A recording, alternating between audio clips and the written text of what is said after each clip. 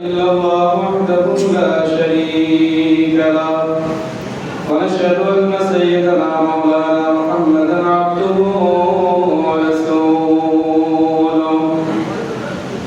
أما بعد فقد قال الله تعالى في كلامه المجيد والفرقان الحميد أعوذ بالله من الشيطان الرجيم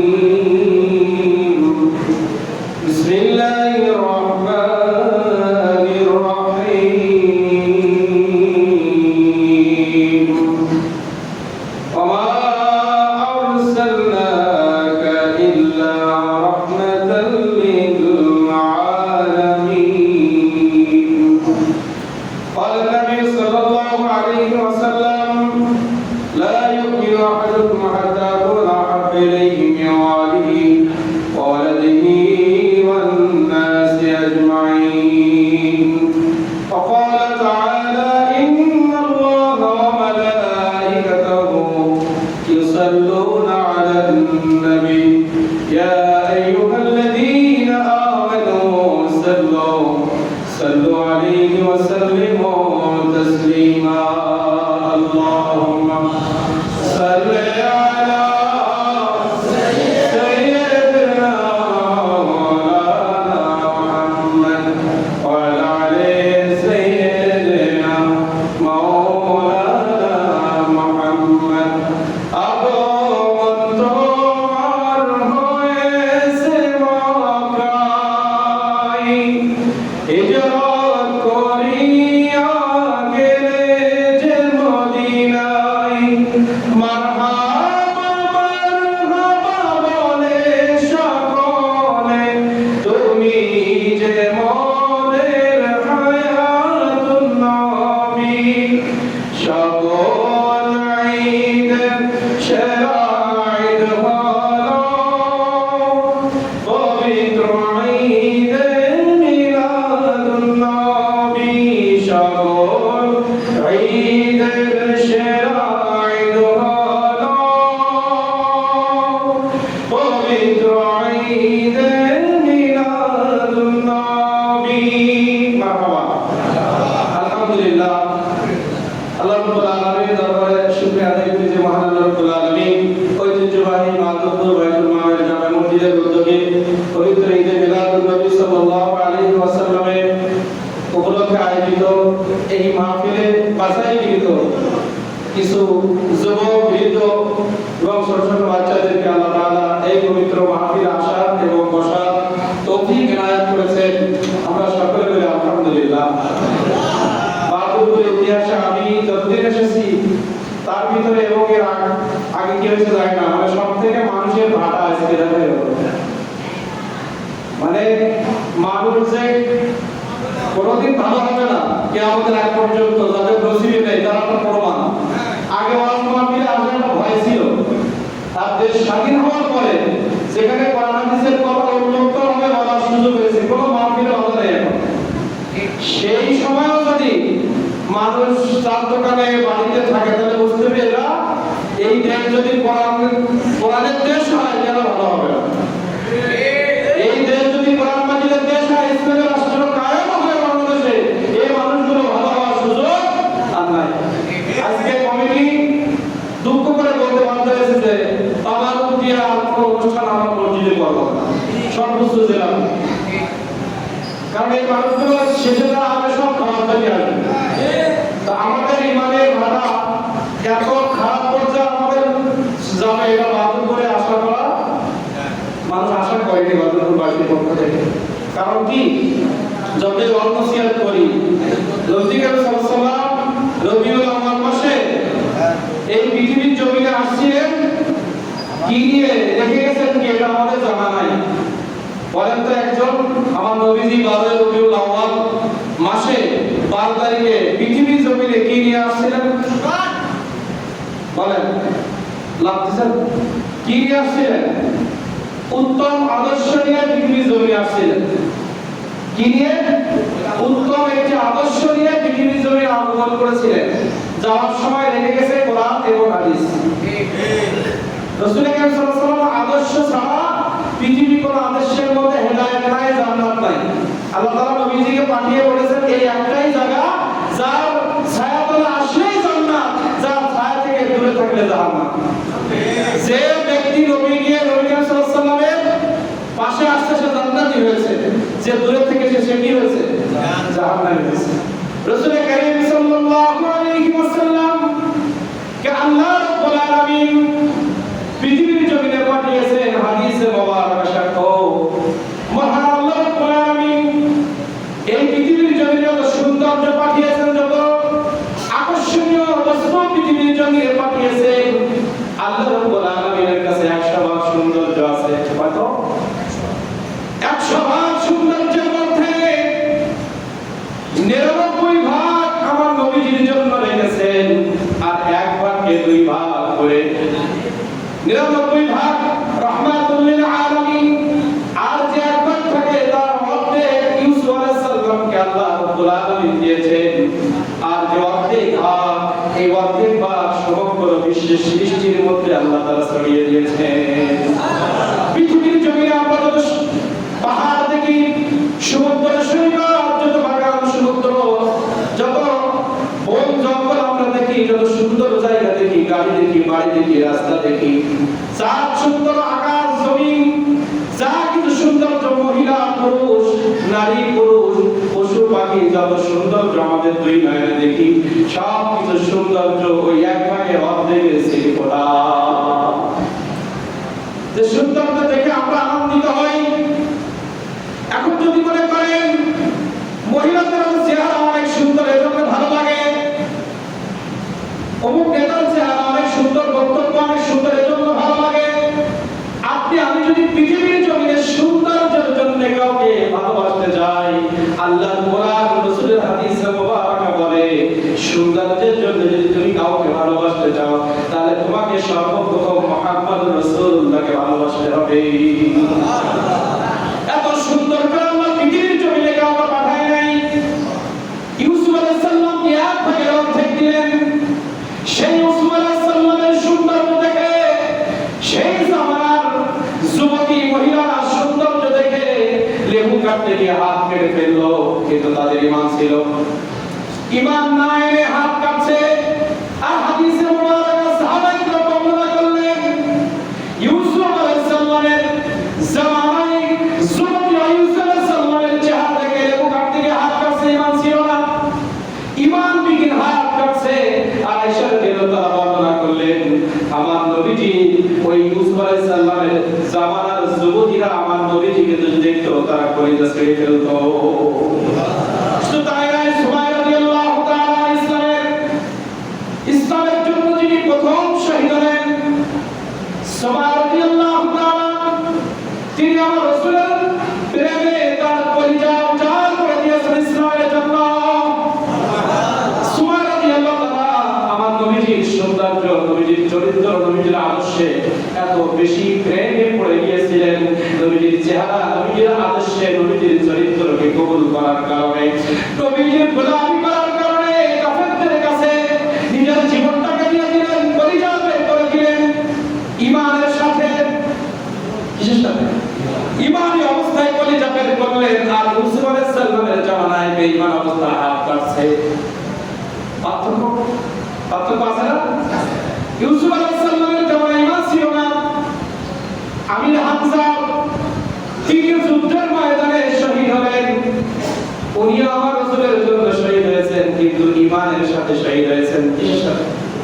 ঈমান। আবু তালেব রাসূলের চাচা যান, তিনি একদিন আমার নবীজি রাহমাতুল লিল আলামিন, আমি আলোচনা করছি কারণ সবাই কম, পৃথিবীর জমিনে কার আদর্শ মানব, কার চরিত্র অনুসরণ করব, কার অনুসরণ করব, এটা বোঝার জন্য রাসূল সাল্লাল্লাহু আলাইহি ওয়াসাল্লামের মর্যাদার কিছু আলোচনা করছি।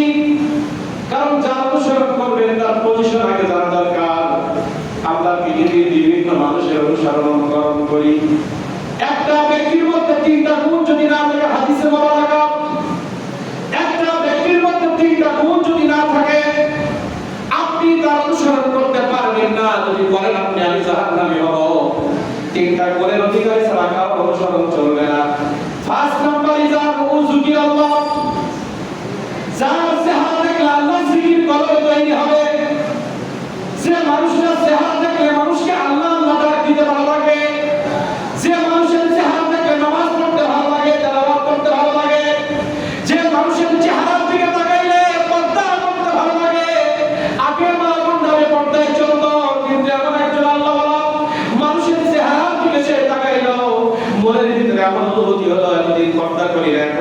করতে কেন ভালো লাগে? যদি কারো চেহারার দিকে তাকিয়ে তার সংস্পর্শে গিয়ে আপনি বেপরোয়া হন, ইসলাম যদি আপনার ভালো না লাগে, নামাজ যদি ভালো না লাগে, কোরআন মাজিদ তেলাওয়াত করতে যদি ভালো না লাগে, বুঝবেন তার অনুসরণ করলে জাহান্নাম ছাড়া উপায় নাই। তাহলে অনুসরণ করার জন্য প্রথম শর্ত ইজা হুযুকিরাল্লাহ, যার চেহারা দেখে আজকে আমি যখন এটা স্টাডি করতেছিলাম তখন মনে হলো এই তিনটা গুণ সম্পূর্ণ আমরা তো আব্দুল আজিজ কর্মী রাহমাতুল্লাহ আলাইহি দেখি নাই,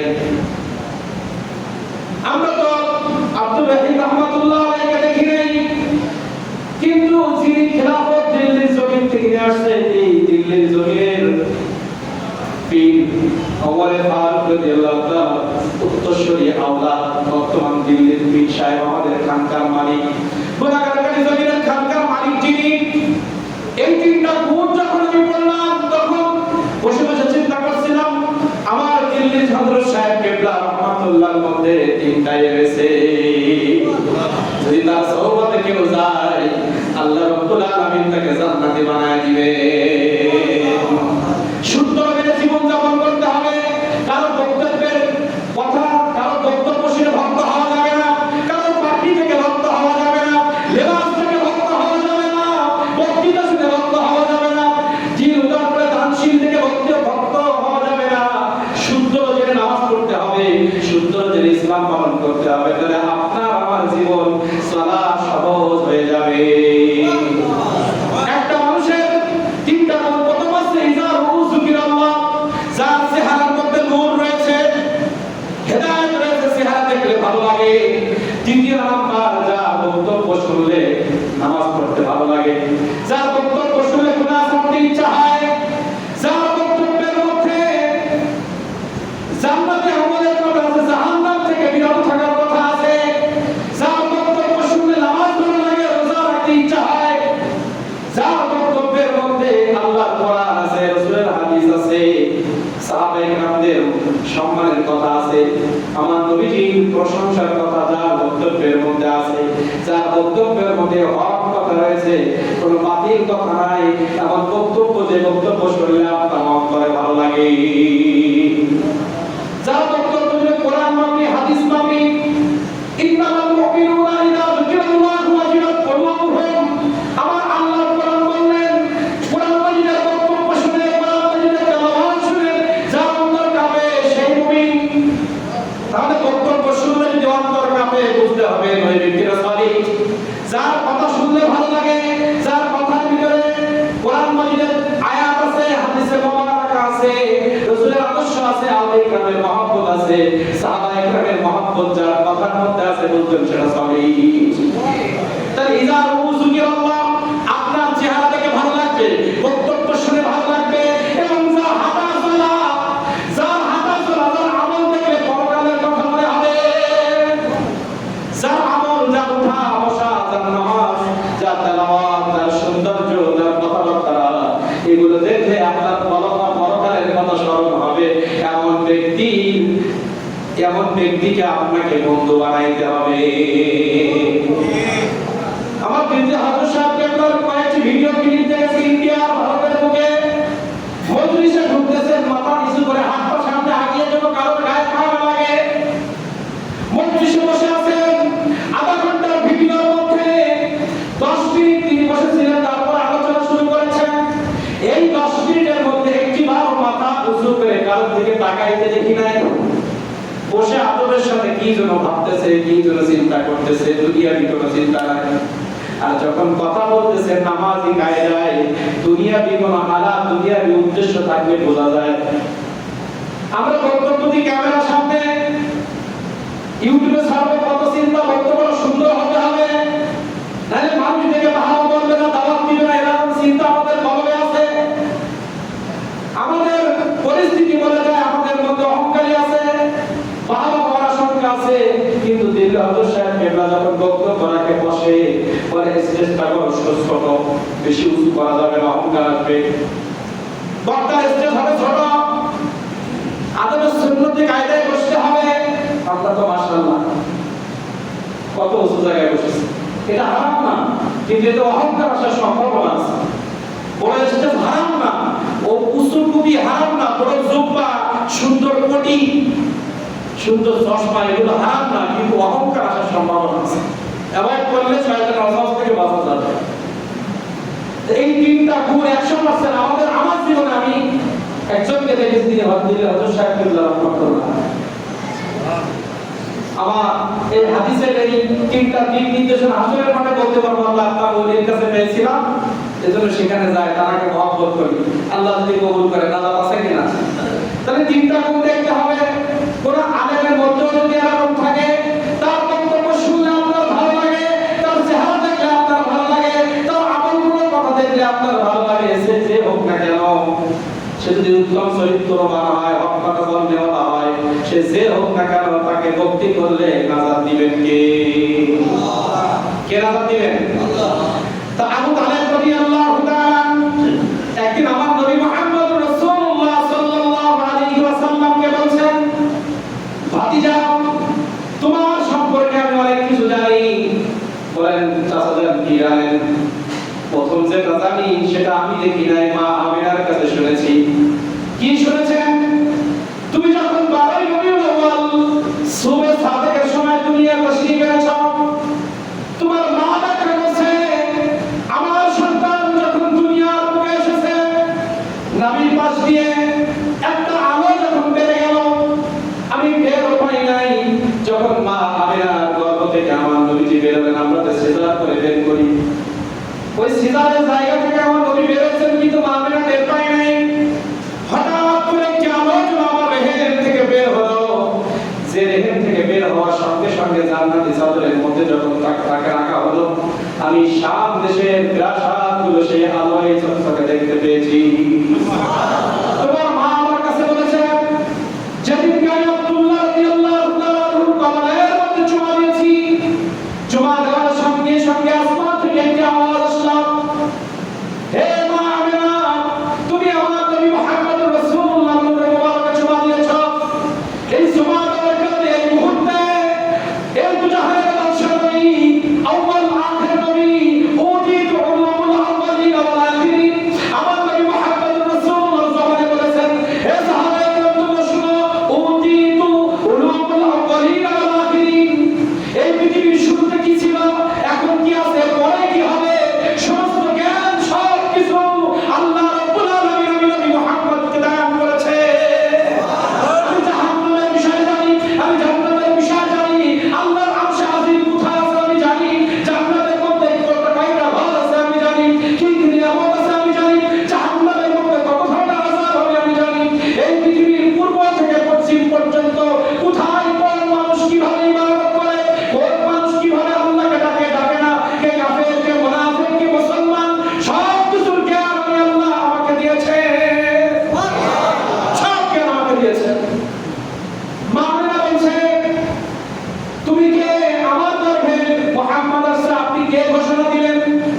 তিনি বলছে, আমি আর কেউ না, আমি আদি পিতা আদম আলাইহিস সালাম। আল্লাহ রাব্বুল আলামিন আমাকে বললেন, আদম, আমার নবী দুনিয়া আসবে, আমার বন্ধু দুনিয়া আসবে, আমার বন্ধু দুনিয়া আসবে। নবীর পজিশন জানি না আমরা নবীর পজিশন জানলে, নবীর আদর্শ, নবীর চরিত্র আমাদের শরীরের মধ্যে আর কিছুই পাওয়া যায় না। আমরা কোন নবীর উম্মত, আমার নবীর পজিশন কি এটা আমাদের ধারণা নাই। সৌন্দর্য বলেন, শক্তি বলেন, ক্ষমতা বলেন, চরিত্র বলেন, আদর্শ বলেন, যা কিছু সব প্যাকেজ করে নবী মুহাম্মদকে পৃথিবীর জমিনে আল্লাহ পাঠিয়েছেন। কি নেই তার ভিতরে? আমরা যাদের পিছনে ঘুরি, তাদের ভিতরে কি আছে? আর নবী মুহাম্মদ রাসূলুল্লাহ সাল্লাল্লাহু আলাইহি ওয়াসাল্লাম অনুসারীর মধ্যে কি আছে? একটু চিন্তা করি না। বলছেন দ্বিতীয় নাম্বার কি, এভাবে করে কয়েকজন নবী আসছিলেন, দিকে যাব না। তারপরে আর কি দেখেছেন আমার মায়ের কাছে শুনেছেন। আবু তালেব রাদিয়াল্লাহু, আবু তালেব বলছেন, দ্বিতীয় নাম্বার হচ্ছে তোমার মা।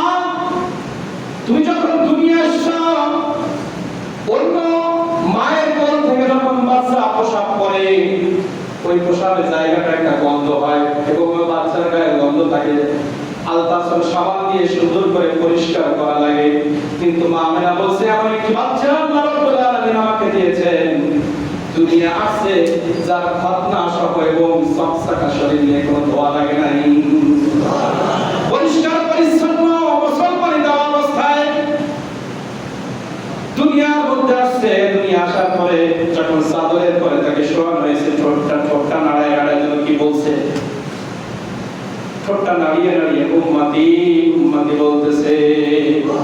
হাসরের কঠিন ময়দানে হাদিস লম্বা হাদিস বলা আদম আলাইহিস সালাম বলবে, আমার কি হবে, আমার কি হবে? প্রত্যেক নবী বলবে, আমি আমার হিসাব নিকাশ নিয়ে ব্যস্ত আছি, আমার পাশে কেউ শোনা। দুনিয়াবি আসার সঙ্গে সঙ্গে উম্মতি বলেছে, হাদিসে মুবারাকা সাক্ষ্য, আল্লাহ রাব্বুল আলামিনের দরবারে একজনই সিজদা করে আল্লাহর কাছে রাজি করতে পারবেন, তিনি হচ্ছেন মুহাম্মাদুর রাসূলুল্লাহ। যে সিজদার মধ্যে সুবহান রাব্বিয়াল আলা থাকবে না, যে রুকুর মধ্যে সুবহান রাব্বিয়াল আযীম থাকবে না, যে সিজদার মধ্যে একটা মাত্র শব্দ থাকবে, সেই শব্দ হচ্ছে উম্মতি উম্মতি। সুবহানাল্লাহ। আমরা সিজদার মধ্যে কি করি? আমরা সিজদার মধ্যে আল্লাহকে খুশি করি, আর আমার নবী সিজদায় পড়ে উম্মতি উম্মতি বলবে। অনেক লম্বা ঘটনা। তা বলছে চাচাজান আর কি শুনেছেন? বলছে আরেকটি জিনিস আমি নিজে দেখেছি। সেটা কি? হে মুহাম্মদুর রাসূলুল্লাহ, তার একটা নামাজ পড়লে কল্প কথা অনেক সময় লাগবে, যদি তারপরে কিছু কথা বলি আমার সাথে হেদায়েতের জন্য কাজে লাগে। আবু তালেব বলছেন, হে মুহাম্মদুর রাসূলুল্লাহ, তুমি তো সুবহ সাদেকের সময় দুনিয়া আসছিলে, সকাল হতে হতে রোদের কারণে বাইরে বাহির করা হয় নাই, আসরের সময় যখন স্বাগত, যখন রোদ চলে গেল আস্তে আস্তে মাগরিবের সময়, তোমাকে কোলে করে বাইরে আনা হয়েছে। বাইরে আনার পরে চাদরের পরে তোমাকে শুইয়ে দেওয়া হলো। আমি আবু তালেব লক্ষ্য করে দেখেছি, যেখানে তুমি ঘুমিয়ে আছো তার সোজা চাঁদটা চলে আসছে। সুতরাং আমি খেয়াল করলাম, তুমি যখন আকাশের দিকে তাকিয়েছো, চাঁদটা যখন আস্তে আস্তে জমিনের দিকে আসতেছে, হঠাৎ করে আমি সবাইকে ডেকে বললাম, সাবধান হয়ে যাও, আকাশের চাঁদ কিসে আসতেছে বলে আমরা ধ্বংস হয়ে যেতে পারি। হঠাৎ করে তোমার কাছাকাছি যখন চাঁদটা চলে আসলো, আমি নিজের চোখে দেখেছি ওই চাঁদ থেকে তুমি মুসকে আসতেছিলে, হাত দিয়ে যেন কি করতেছিলে, তুমিও হাত নাড়াচ্ছো, চাঁদও তোমার দিকে নড়তেছে। এই দৃশ্য দেখার কারণে দাদা নাই, বাবা নাই, মা হারা মুহাম্মদুর রাসূলুল্লাহকে সারা যতদিন আমাদের বেঁচে ছিলেন ততদিন আমার নবীকে সাহাবায়ে রেখেছিলেন, কোন কাফেরদেরকে গায়ে স্পর্শ করতে দেয় নাই। কারণ উনি জানতেন নবী মুহাম্মদুর রাসূলুল্লাহর পজিশন কেমন। হাদিসে মুবারাকা সাক্ষ্য, হাদিসে মুবারাকা বলছে পৃথিবীর জন্য সর্বশ্রেষ্ঠ নবী মুহাম্মদুর রাসূলুল্লাহ আল্লাহর পরে অবস্থান, আল্লাহ রাব্বুল আলামিনের পরে পৃথিবীর জমিনে যার বড়ত্ব বলি, শ্রেষ্ঠত্ব বলি, ক্ষমতা বলি, আল্লাহর ক্ষমতার পরে পৃথিবীর জমিনে একজনেরই ক্ষমতা আল্লাহ দিয়েছেন, তিনি মুহাম্মদুর রাসূলুল্লাহ সাল্লাল্লাহু আলাইহি ওয়াসাল্লাম। কেমন ক্ষমতা? হাদিসে মুবারাকা যেটা বললাম, উতিতু উলুমুল আউয়ালিন ওয়াল আখিরিন, আগে পরে সব আল্লাহ আমাকে দিয়েছেন। নবীজির নিজের জবানের কথা, কাছের জন্য আমার নবী রহমান, নবী শ্রেষ্ঠ নবী, কাছের জন্য নবী, মাতালের জন্য নবী, আদম আলাইহিস সালামের জন্য আমাদের নবী। জানেন এটা? ওই জানাল্লাহু মিসাকান নাবিয়্যিন লামা আতাইতুকুম মিন কিতাবিন ওয়া হিকমাতিন সুম্মা জাআকুম রাসূলা মুসাদ্দিকান লিমা মা'াকুম লা তু'মিনুন্না বিহি ওয়া লা তানসুরুন্না ক্বালা আফরাতুম ওয়া আখadtum আলা যালিকা মিসরি। আমার আল্লাহ রাব্বুল আলামিন, আমরা যখন মাহফিল করছি, পৃথিবী সৃষ্টির আগে, পৃথিবীতে মানুষ পাঠানোর আগে তিনটা পরীক্ষা আমার আল্লাহ তাআলা করেছিলেন। আল্লাহ ছিলেন আরশে আজিম, আল্লাহ ছিলেন চেয়ারের মধ্যে, সমস্ত রূহগুলো এমন বসেছিল আল্লাহর সামনে, আল্লাহ রাব্বুল আলামিনের সামনে বসেছিল। প্রথম পরীক্ষা ছিল আমার আল্লাহ রাব্বুল আলামিনের সমস্ত রূহ, যখন কোন রূহ পৃথিবীর জমিনে আসে নাই, পৃথিবীর জমিনে আদম আলাইহিস সালামকে পাঠানোর আগে, পৃথিবীর জমিনে মানুষ পাঠানোর আগে প্রথম যে মজলিস আল্লাহ তাআলা করেছিলেন, ওই মজলিসের মধ্যে আল্লাহ বলেছিলেন নালাস্তকে আমি কি তোমাদের রব নই? কি বলেছিলেন? আমি কি তোমার রব নই? কোন রূহ বলে নাই। হাদিসে আয়াতে কারিমার ব্যাখ্যার মধ্যে আসছে আল্লাহ রাসূল মুহাম্মদুর রাসূলুল্লাহ সর্বপ্রথম বলেছিলেন আলাস্তকে রব্বিকুম রব্বি আল্লাহ। আপনি আমাদের রব, হাদিসে আছে, কোরআন মাজিদে আছে।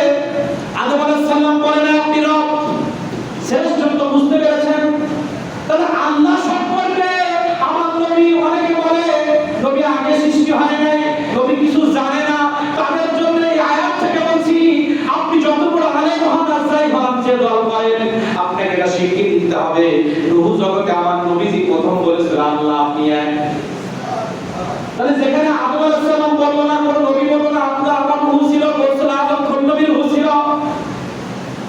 আবু বকর সিদ্দিক, ওমর, ওসমান, আলী সবাই রূহ ছিল, কিন্তু মুহাম্মদুর রাসূলুল্লাহ বললেন আলাস্তু বিরাব্বিকুম।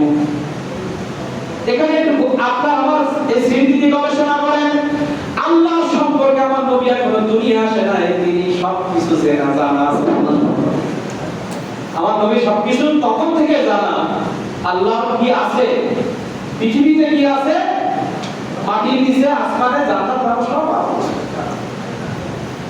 দ্বিতীয় বৈঠক করেছেন, সেখানে আপনার আমার কোনো রূহ ছিল না। আর দ্বিতীয় নম্বর বৈঠক সম্পর্কে এই সূরা আলে ইমরানের আয়াত যেটা এত দ্রুতর সাথে পড়লাম, সূরা আলে ইমরানের আয়াত। দ্বিতীয় বৈঠকে এই আয়াত বলছে শুধু নবীদের রূহ নিয়ে বৈঠক হয়েছিল, যে বৈঠকের মধ্যে কোন ওলি, সাহাবী, কোন সাধারণ মানুষের রূহ ছিল না। আল্লাহ রাব্বুল আলামিন শুধুমাত্র 1,24,000 মতান্তরে 2,24,000 পয়গম্বরদের রূহ নিয়ে আল্লাহ তাআলা বললেন ওয়া ইযা আখাযাল্লাহু মিসাকান নাবিয়্যিন। আল্লাহ রাব্বুল আলামিন বললেন হে আদম সালু আখাযাল্লাহু মিসাকান নাবিয়্যিন লামা তাইতুকুম মিন কিতাবিন ওয়া হিকমা। পৃথিবীর জমিনে তোমাদেরকে আমি পাঠাবো, প্রত্যেককে কিতাব দিব, জ্ঞান দিব। হে আদম, হে ঈসা, হে নূহ, হে মুসা, তোমাদেরকে আমি পৃথিবীর জমিনে পাঠাবো, হিকমত দিব, যাতে মানুষের সাথে তোমরা বয়ান করতে পারো, কিতাব দিব যা দেখে পড়ে তোমরা মানুষকে জাহান্নাম থেকে জান্নাতের দিকে আনতে পারো। এই কিতাব এবং হিকমত দিয়ে দুনিয়ায় পাঠাবো। সুম্মা আতবার জাআকুম রাসূলা, পরবর্তীতে একজন নবী তোমাদের ওই পৃথিবীতে আমি পাঠাবো। আল্লাহ তো জানেন প্রত্যেক নবী দুনিয়া থেকে বিদায় করার পরে আমার নবীকে পাঠাবেন। আমার নবীকে কি ঈসা আলাইহিস সালাম দুনিয়ায় দেখেছেন? নূহ আলাইহিস সালাম দেখেছেন? মেরাজের কথা ভিন্ন, একটা গবেষণামূলক কথা বলছি। পৃথিবীতে কোন নবী শাসককে আমার নবীকে দেখেছেন? সবাই যাওয়ার পরে আসছে না? তাহলে আমার আল্লাহ বললেন তোমাদের হিকমত দেব, কিতাব দেব, সুম্মা আতবার জাআকুম রাসূলা, তোমাদের জামানায় আমি একটা নবী পাঠাবো। মুসাদ্দিকাল লিমা মাআকুম লা তু'মিনুনা বিহি। হে মুসা, হে আদম, তোমার জীবন দশায় যদি আমার নবী মুহাম্মদ রাসূলুল্লাহ তোমার সামনে এসে যায়, তুমি কি তার উপরে ঈমান আনবা? লা তু'মিনুনা বিহি ওয়া লা তানসুরুনা, এবং তার প্রত্যেকটা কাজে তুমি সহযোগিতা করবা কিনা, তুমি তার উপরে ঈমান আনবা কিনা? হে আদম, হে মুসা, হে নূহ, হে ঈসা, হে লূত, হে সুলাইমান, সবাইকে আমার এই মুহূর্তের দ্বিতীয় বৈঠকে স্বীকৃতি দিতে হবে। যদি মুহাম্মদ রাসূলুল্লাহকে সাহায্য করো তবে দুনিয়ায় পাঠাবো না, পাঠাবো না। পজিশন কি জানেন মুহাম্মদ রাসূলুল্লাহ? ক্বালা আমরাতুম ওয়া আখাযতুম আলা যালিকুম ইসরি। হ্যাঁ আল্লাহ, আপনার বয়ানটাকে খুব গ্রহণ করলাম, আমরা অবশ্যই সাহায্য করব। তখন আল্লাহ তাআলা বললেন হে ফেরেশতা, ক্বালা আমরাতুম ওয়া আখাযতুম আলা যালিকুম ইসরি ওয়া লা তারানা। আল্লাহ তাআলা স্বীকৃতি দিয়েছেন, লেখো, লিখে রাখো, সিল করো। এরা প্রত্যেকে স্বীকৃতি দিয়েছে, এটা লিপিবদ্ধ রাখো, আপনাদের মাধ্যমে অস্বীকার না করতে পারে। সাক্ষ্য থাকলে সবাই। এজন্য তো প্রত্যেক নবী আমাদের নবীর শুভ আগমনের বর্ণনা তার জীবনে করেছে। ইব্রাহিম আলাইহিস সালাম আমার নবীর শুভ আগমন করেছে সূরা বাকারা। এখন ব্যাখ্যার দিকে যাব না, পড়ে দিলেন সূরা বাকারা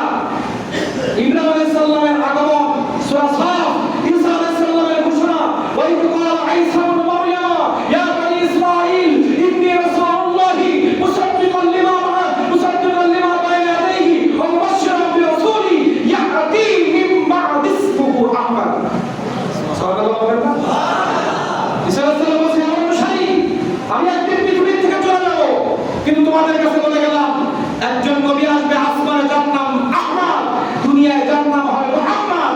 আসতে দেরি, তার হাতে কলেমা পড়তে দেরি করবা না। ওই যে রূহ জগতে আল্লাহর কাছে ওয়াদা করেছে প্রত্যেক নবী, আমরা স্বীকৃতি দিচ্ছি মুহাম্মদকে সহযোগিতা করব। এই একটা কারণে ওনারা জানে আমাদের জীবনে হয়তো পাবো না, কিন্তু আমার অনুসারী আমার উম্মতরা যেন পেয়ে তাকে আলিঙ্গন করে, এজন্য তাদের কাছে প্রত্যেকে দাওয়াত পৌঁছাইছে। সেটা সুগাম আগমন করেছে। এখন এই আগমনের অনুষ্ঠান মিলাদুন নবী বেদাত বলি, প্রত্যেক নবী বেদাত করে গেছে। ঠিক ঈসা আলাইহিস সালাম যে ঘোষণা দিল, এটাই তো মিলাদ। তাওয়ারুদ দিছিল কিনা আমরা জানি না, কিন্তু এরা মজলিস করে ঈসা আলাইহিস সালাম নবীর আগমনের বর্ণনা দিয়ে গেছে। তাওয়ারুদ কি গেছে আমরা জানি না। তাওয়ারুদটা কি? অনেক লোক এক জায়গায় আসছে, একটু খাওয়াও, আমার অনুষ্ঠানের সাথে সম্পর্ক নেই। এটা অরিজিনাল মিলাদ। এই যে আলোচনা, এটা অরিজিনাল মিলাদ। তাওয়ারুদটার সাথে এর কোনো সম্পর্ক নাই। এটা বরকতার কোরআন হাদিসের কথা আছে। এই জায়গাটা এখন জান্নাতের বাগান। জান্নাতের বাগানে যে যত বেশি খরচ করে মানুষকে আল্লাহকে খুশি করতে পারে, খাওয়াই হোক, সালাত দিয়ে হোক, কোলাকুলি করে হোক, ওয়াজ করে হোক, তেলাওয়াত করে হোক, যেভাবে আমরা আল্লাহকে খুশি করতে চাই, এজন্য দিন উজাড় করে অনুষ্ঠান করি। এখানে একটু খানা পিনাও থাকে, অসুবিধা না। খানা খাওয়ানো সব থেকে বড় ইবাদত, সালাম আর মানুষকে খাওয়ানো। এই সুন্নাতটা আমাদের সমাজ থেকে উঠে যাচ্ছে। আমার আলোচনা শেষে আমি হারিয়ে যাওয়া কিছু সুন্নাত, যে সুন্নাতের আমল না করার কারণে আল্লাহর গজব বরকত আমাদের সমাজ থেকে গজব আসতেছে, পরিবার থেকে, ব্যক্তি জীবন থেকে বরকত সব উঠে যাচ্ছে। কারণ আমার আল্লাহর ঘোষণা, যে বেশি নবীর জিকির বেশি করবে, যে যত বেশি নবীর সুন্নাত মানবে, আমি আল্লাহ বরকত তত বেশি ঢেলে দেব। যে আমার নবীর সুন্নাত থেকে মুখ ফিরাবে, আমি তার থেকে মুখ ফিরাই দেব। সুবহানাল্লাহ। কুল ইন কুনতুম তুহিব্বুনাল্লাহ ফাত্তাবিউনি ইউহিব্বুকুমুল্লাহ। হে আল্লাহ, হে নবী, আপনি বলেন, আমি বড় আদর করে ভালোবেসে পৃথিবীর জমিনে মানুষ সৃষ্টি করেছি। আমার দুঃখ আশা নিয়ে আমি মানুষ পৃথিবীতে সৃষ্টি করেছি, কিন্তু আমার এই ভালোবাসা মানুষ পাবে তখন, আপনার ইত্তেবা করবে যখন। রাসূলের সুন্নতের আমল শুরু করেন, আল্লাহর কথা আমি ভালোবাসবো। সুন্নতের আমল না, আমি তাকে ভালোবাসবো না। আপনার আমার ব্যক্তি জীবনে, পারিবারিক জীবনে, সামাজিক জীবনে, রাষ্ট্রীয় জীবনে, আন্তর্জাতিক জীবনে একটা মাত্র ঔষধ শান্তি আনতে পারে, সেটা হচ্ছে মুহাম্মদুর রাসূলুল্লাহর সুন্নাত। সুবহানাল্লাহ বলতে হবে, সুবহানাল্লাহ আস্তে বললে হবে, যেহেতু অনেক ভারী। এই কোন কথার ওজন বোঝেন? মান আহাব্বা সুন্নতি ফাকাদ আহাব্বানি ওয়া মান আহাব্বানি কানা মাই ফিল জান্নাহ। আমার নবী বলেছেন, ভালোবেসে ঈমানের সাথে একটা সুন্নাত যদি সমাজে কেউ বাস্তবায়ন করে, সে আমার সাথে জান্নাতে থাকবে। জীবন বাজি রেখে সুন্নাত একটা বাস্তবায়ন করতে যাচ্ছি, ফজরে মানুষের বাড়ি বাড়ি যাব। এই সুন্নাতটা যদি এলাকার মানুষ বাস্তবায়ন করতে পারে, এই একটা সুন্নতি হবে আমাদের নাজাতের জন্য যথেষ্ট। কিন্তু বাস্তবায়ন হবে কিনা জানি না। কালকে ওখানে জিনার বিচার হচ্ছিল মনে হয় মাসে, না কে বিচার জানি না। আমি মোটরসাইকেল চালাই গেছি, নাম বলবো না, লজ্জা পাবে। অনেক আল্লাহর ওলি, রাসূলের আশিক ওখানে ছিল। বিচার করতেছি নেতারা, তারা বলতে যাবে। আমি নিজে আপনি গেছি, একটাও নামাজে আসিনি। আমি ইচ্ছা করলে এই একটা কাজ থেকে আপনাকে বেঈমান বানাতে পারি, কিন্তু অন্তত ব্যাখ্যায় যাব না। আমি সহজ দলিল দিচ্ছি। লা ইউমিনু আহাদুকুম হাত্তা আকুনা আহাব্বা ইলাইহি। কোরআনের আয়াত অনেক বড়, সূরা তাওবা। কুল ইন কানা আবাকুম ওয়া আবনাউকুম ওয়া ইখওয়ানুকুম ওয়া আশীরাতুকুম ওয়া আমওয়ালুন ইখতারাফতুমুহা ওয়া তিজারাতুন। ভিডিও সবে দলিল দিয়ে কথা বলি। কুল ইন কানা আবাকুম ওয়া আবনাউকুম ওয়া ইখওয়ানুকুম ওয়া আজওয়াজুকুম ওয়া আশীরাতুকুম ওয়া আমওয়ালুন ইখতারাফতুমুহা ওয়া তিজারাতুন তাখশাউনা কাসাদাহা ওয়া মাসাকিন তাহওয়ানা আহাব্বা ইলাইকুম মিনাল্লাহি ওয়া রাসূলিহি। আয়াত লা ইউমিনু আহাদুকুম হাত্তা আকুনা আহাব্বা ইলাইহি মিন ওয়ালিহি ওয়া ওয়ালাদিহি ওয়ান নাসি আজমাইন। হাদিস এখানে আজমাইন, ওখানে আজমাইন। আল্লাহ তাআলা ঘোষণা দিয়েছেন, পিতা মাতা সন্তান স্ত্রী পরিজন, তোমার নেতার চেয়ার, তোমার সামাজিক সম্মান, সামাজিক যত রাষ্ট্রতা, যত কাজ, স্ত্রীর সাথে সময় দেওয়া, সন্তানের সাথে সময় দেওয়া,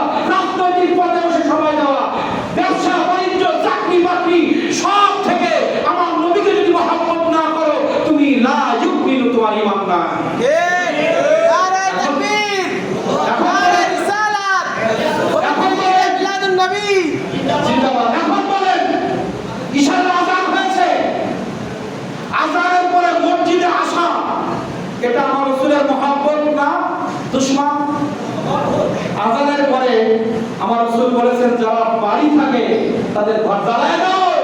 যদি ছোট ছোট বাচ্চা না থাকতে আমি জ্বালিয়ে দিতাম। অন্তকে ছাড়তে হয় নাই। আপনারা যারা এই দোকানে ছিলেন, বিচারে ছিলেন, আপনারা বন্ধ হবেন না বলেন।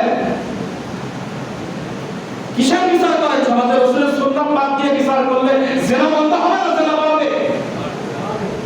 ওই জিনা করতে যদি নামাজ আনতে পারতেন, যে জিনা করেছে ওই মহিলার পর্দা ঢুকায় দেন, বোরকা কিনে বাড়িতে নিয়ে আসেন, বোরকা পরবে, এটা তোমার বিচার। আজকে থেকে যে পর্দায় চলবে না, এটা তোমার বিচার, তাও ছাড়তে হবে না। আচ্ছা জিনা করেছে, হাত ওযু করে মসজিদে চল, আজকে থেকে পাঁচ ওয়াক্ত নামাজ পড়বি, এটাই তোর বিচার। তা না, টাকার খেলা, টাকার খেলা, ঘেরের সাথে পার্টনারের খেলা, ব্যবসা বাণিজ্যের সাথে খাতির আছে সেই খেলা। এতে সুন্নাত জিন্দা হবে। আপনি রাসূলের মহব্বত, পৃথিবীর সব থেকে রাসূলকে মহব্বত করা বলে লা ইউমিনু, আপনার ঈমান নাই, এটা হাদিস বলেছে, আমি বলি নাই। তাহলে আযানের পরে নামাজ, এটা রাসূলের মহব্বত না দুশমন? আপনি নামাজ, আযানের পরে নামাজে না এসে রাসূলের সাথে দুশমনি করেছেন। এবার ব্যাখ্যা বুঝেন কত বড় অন্যায় করেছেন। যারা ওখানে বিচারক ছিলেন তাদের কারণে 50 জন নামাজ পড়তে পারে নাই। এই 50 জনের একদিনের এককের বেনামাজি হিসাব আপনার নেতা আপনাদেরকে দেওয়া লাগবে। কথা বলেন আমাদের জয় হলো না,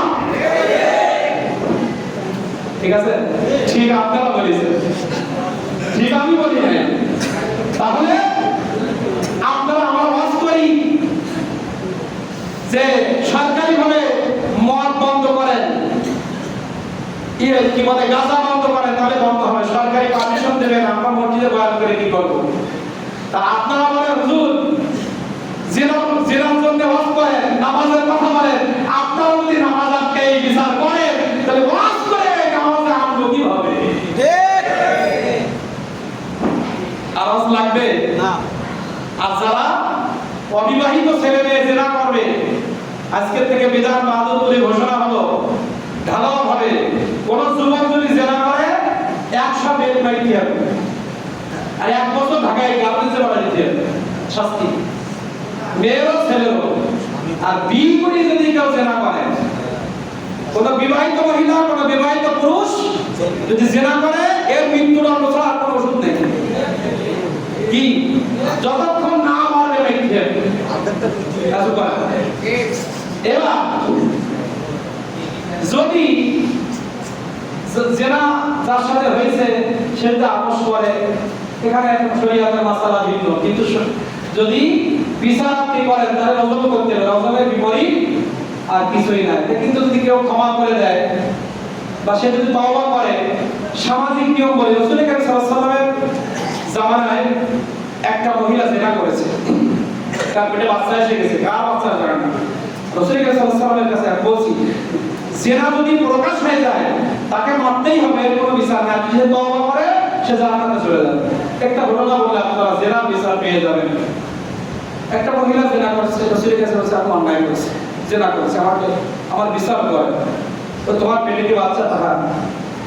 তো বলেছে ওই যার সাথে জিনা হয়েছে, রাসূলকে বলেন পরামর্শ দিতে হবে, জিনা যতদিন বাচ্চা না আসে ওরা বিচার করলো না। বাচ্চা হওয়ার পরে রাসূলকে সাল্লাল্লাহু আলাইহি ওয়াসাল্লাম একজন সাহাবী ওই বাচ্চা লালন পালনের দায়িত্ব নিলেন, নেওয়ার পর ওই মহিলাকে গর্তে পুঁতে বিচার কার্যকর করেছে, মেরেই ফেলেছে। কোনো এটা হচ্ছে বাহ্যিকভাবে জিনার প্রমাণ হবে, এখানে কোনো টাকা পয়সায় কাজ হবে না, পুরুষ হলেই দেরি হবে না। মহিলার পেটে বাচ্চা থাকলে বাচ্চা বের হবে, বাচ্চা দায়িত্ব দিয়ে তারপরে তাকে রজম করতে হবে।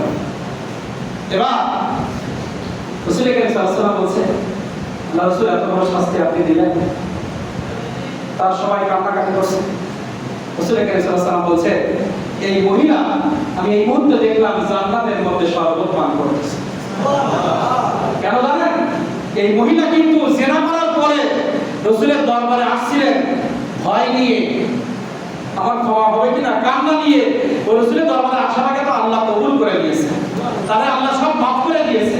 কিন্তু বাহ্যিকভাবে বিচার কার্যে ওটা না হলে মানুষ বেশি বেশি জিনা করতো, সমাজে জিনা ছড়িয়ে যেত।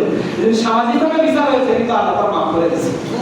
এজন্য কেউ যদি এরকম দোষ থেকে থাকে, জিনা করে ফেলেছেন, সামাজিক বিচার হচ্ছে না, অসুবিধা নেই, পরকালে কিন্তু বিচার হবে যদি তওবা না করেন।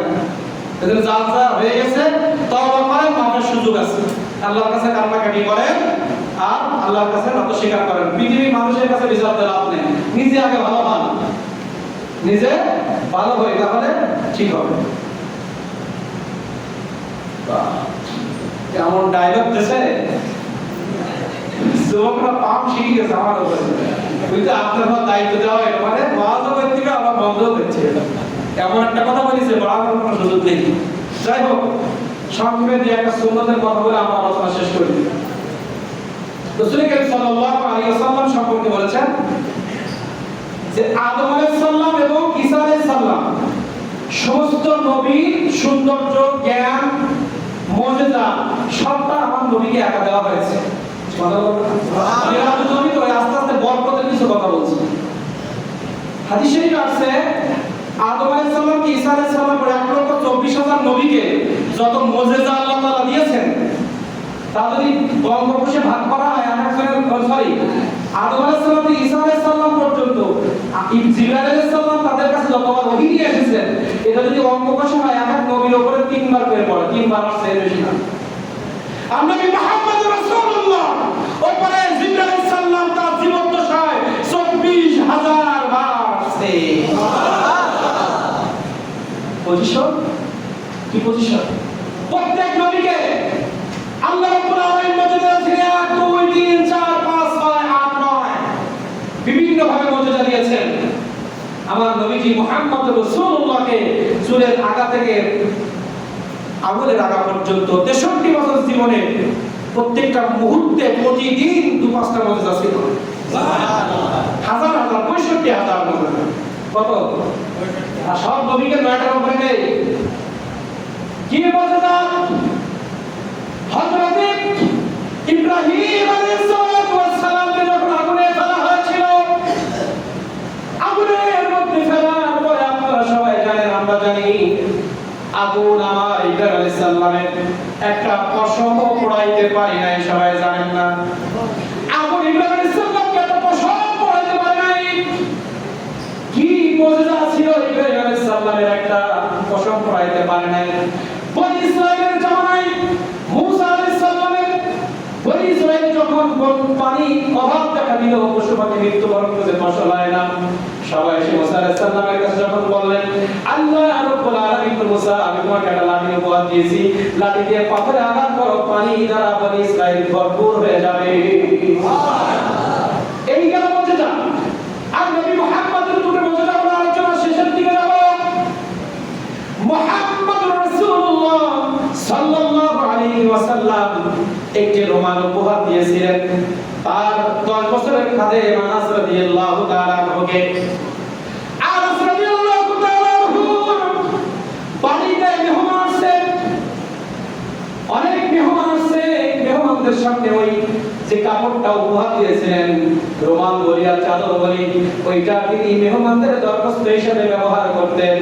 মেহমানদের সামনে ওই কাপড়টা যখন বিছায় দিয়েছে, খানা দিবে, এটাকে কাপড়ের মধ্যে ময়লা লাগতো। আনাস রাদিয়াল্লাহু তাআলা আনহু কাপড়টা ধরে মুঠ করে আগুনের মধ্যে ছেড়ে দিল, আবার আগুনের মধ্যে থেকে কাপড়টা বাহির করলো, বাহির করার পরে আবার সামনে বিছায় দিল, সামনে বিছায় দেওয়ার পরে নতুন চকচকা চাদর হয়ে গেল। সুবহানাল্লাহ, আনাস রাদিয়াল্লাহু তাআলা আনহুর কাছে প্রশ্ন করা হলো, হে সাহাবী, তুমি এই কাপড়টা আগুনের মধ্যে দিলা, কিন্তু আগুনে তো পড়লো না, আরো দেখি নতুন হয়ে গেছে, ময়লা নাই, দাগ নাই।